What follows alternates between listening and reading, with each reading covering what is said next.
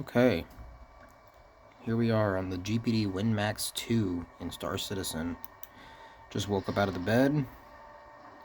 I'm cranking it up to 35 watts, but it's only pulling 32. Got it plugged in right now. Got the GPU clock manually set 2000 megahertz. I could push it all the way to 24, but the higher the GPU clock goes, the more it pulls from the CPU, and being that Star Citizen is so CPU intensive, it actually makes the frame rate worse. So for now, I think we're just going to leave it there.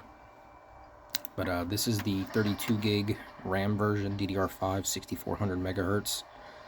I also went into the BIOS and manually set the GPU's VRAM from 3 gigs to 8 gigs, so it has 8 gigs of VRAM that it can pull right now, which seems to be helping, actually. I'm noticing my frame rate's higher than when I was playing just 5 minutes ago. It's already, and everything loaded almost instantly this time, instead of like, I was seeing some textures that were taking a while to load, but they're much more instant now. Yeah, even this loads way faster. Last time it like took forever. Like my guy was invisible for a couple seconds before it popped up, but that time it was instantaneous. And the computer's been restarted since then. But here we are. I mean, looking dead ahead right here. That's like, what, 44 frames. I went ahead. I'm running it at 1280 by 800 full screen and everything just all the way down. I've noticed on these lower end devices that, usually you recommend to stay in high or very high to push more on the GPU, but actually on these little handheld devices, I've messed around with it enough that low seems to actually matter, which is weird considering it doesn't on most rigs. So I'm going to leave it there. Do have the field of view slider all the way up. That does affect your frame rate a little bit because you can see more on your screen, but I mean, currently, considering we're staying above 30 at Grimhex is pretty damn impressive. So let's just pull something and let's go fly around and see how it does.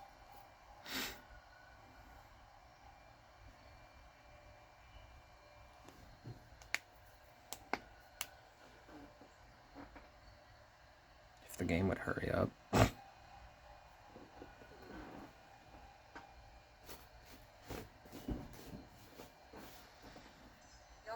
There it goes. Okay.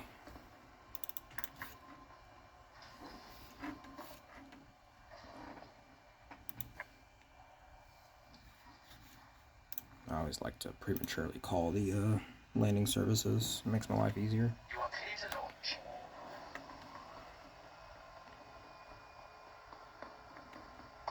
Still just barely staying above 30, but that's pretty damn impressive considering I'm on like a almost handheld device. I mean, I'm not playing at handheld, at handheld wattages, because in handheld mode it limits the wattage to, I think it's 28. Actually, no, I think it can pull 32 when it's in handheld. It should be pulling 35. I set it to 35. I told it in BIOS to go to 35, which is the maximum this thing can handle. But it's just not doing it, so whatever. As long as it doesn't go back down to 28. I've noticed it has a like short and long term like boost cycle, and eventually, after playing for a while, it bumped the wattage back down to 28, and it just sat there, and it wouldn't go over it. But we're playing at 1280 by 800. This is a 2560 by 1600 resolution screen, so we're actually effectively cutting it in half, but because of that, you don't get any of the weird artifacting or fringing on the screen. It still looks very sharp and very clear at this resolution. This is a 10-inch screen, and it's not bad. It's not bad at all.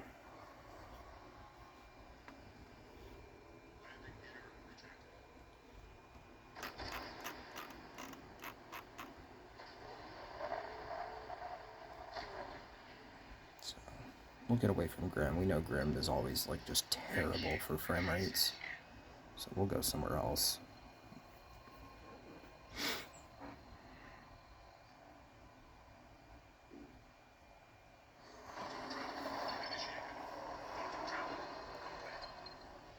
Gotta say that 8 gigs of VRAM made a massive difference.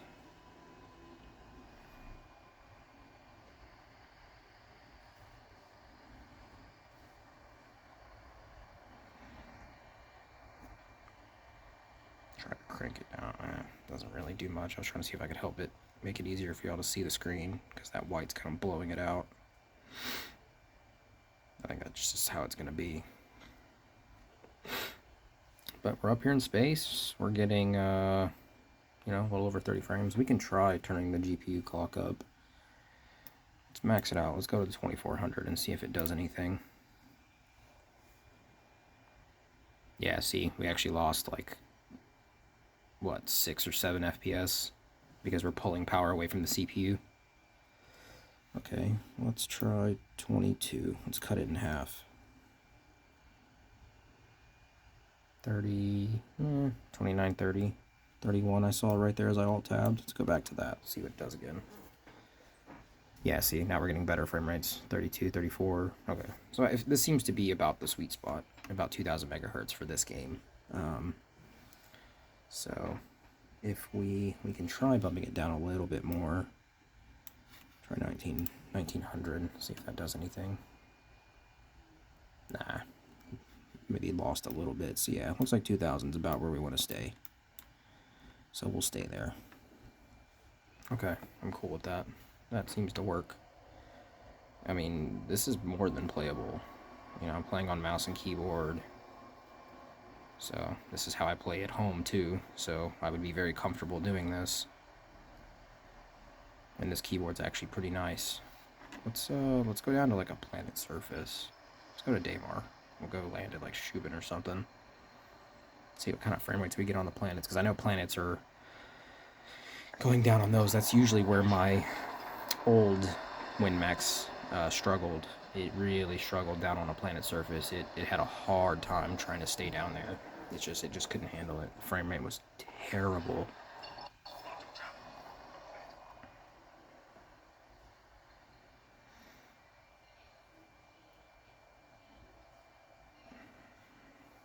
Let's see. That should be Shubin right there. There it is. And it's on the day side. That's good. Yeah, I wish I could figure out a way to get it to maintain 35 watts instead of 32, because 3 extra watts of power on these little chips, that's a lot. That could be the difference between, you know, me keeping the GPU clock at 2000 megahertz, maybe bumping it up to 2200, and then it can run the 2200 megahertz GPU clock and keeping the CPU at the same speed that it is right now. Which I don't know what the CPU is, the MSI Afterburner overlay that I'm running, because I'm not running hardware info. These new CPUs, it hasn't been updated, and so it doesn't support them, so it doesn't have a CPU clock like in the settings, so it doesn't know what it is. Okay, yeah, see, we're struggling a little bit more, down to like 24. On my old device, we were at like 12 or something coming into a planet, I remember. And it was pushing 40 watts. It was pulling more power than this one.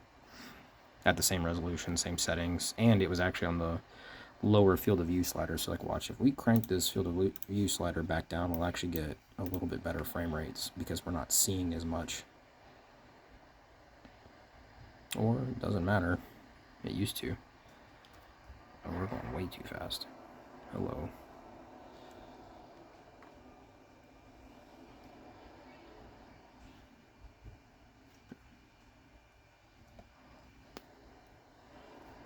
I just realized I don't have any of my key bindings set on this. I have no like return to SCM speed, no space break stuff. That's alright.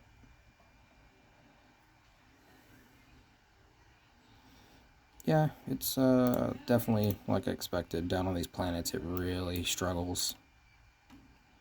But in a situation like this, I could fly in space, it'd be fine, and actually have a fight with someone at, you know, 30 FPS. Or, best bet, something like this if, you know, you're away from home. You could just sit in someone's turret, and it'd be pretty easy. Because I've actually used joysticks in a turret before. It's pretty good. Because, you know, this device has built-in joysticks and stuff. So that's the keyboard I'm actually playing on currently, and it's got built-in joysticks. So, analog triggers and all that crap. These are Hall effect joysticks. They're like as good as they get. But it's actually pretty impressive how well this thing's doing. Yeah, see it's okay. Well, never mind. It's going back up. So I wish it would maintain 35, but it just is not. It does not seem to care. Even though I told it to go to 35. Yeah, because of the dark area, you're starting to see my phone is up here, propped on these two boxes. It works though. And I'm actually playing while looking through my phone's camera. But at least the camera's 60 FPS, so it's not too delayed. Yeah, that's not terrible. I mean, we're pushing, 25 sometimes. That's not bad at all.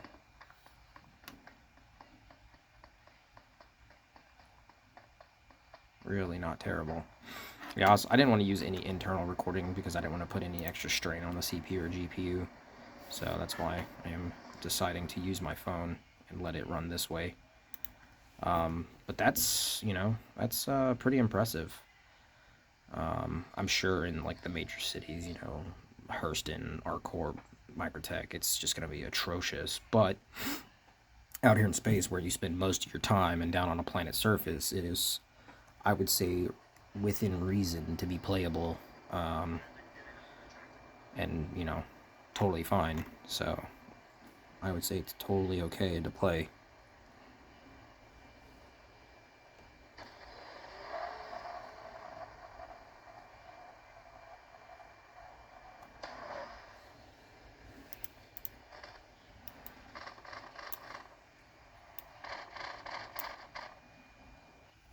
Yeah, I mean, yeah, I would say that's totally acceptable. Well, here was a quick look at the GPD Win Max 2 with the 6800U running at 32 watts the whole time because it, for some reason, won't boost to 35 even though I'm telling it to. I can actually do this real quick. Even set it, it's at 35 for sustained and boost clocks, but it just isn't doing it. It doesn't care.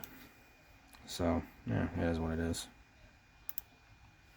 Other than that, though, this device so far has impressed the crap out of me. In most games, you can turn this thing down to like 15 watts, and it'll play them. 1280 by 800 at like low to medium settings, and you can get like 60 FPS in a lot of games at those handheld wattages. And the fan's really quiet; it's barely even moving air, and the battery will last a while at 15 watts. I want to say like 3 or 4 hours while gaming. So yeah, this is pretty insane. Actually, we can try that. We'll throw it down to 15 watts and just see what the game does. It's probably gonna run like doo-doo, but we'll see. We'll have to drop this boost clock because it'll be way too high on the GPU for the CPU to do anything. Yeah. Okay, that's not bad. 20 FPS. That's not horrible. Okay, it's a little laggy. Let's turn off 2 of the cores. Let's turn it to a 6 core instead of an 8 core. See if that did anything. Ooh, not bad, not bad. Okay, that's not terrible. It's not stuttering as much as it did just a second ago. What if we turn off 2 more cores? Is it going to get worse or better? About the same.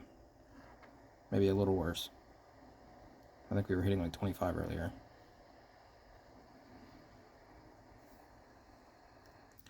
What if we turn it back to a 6 core and turn this down? Let's try 1500.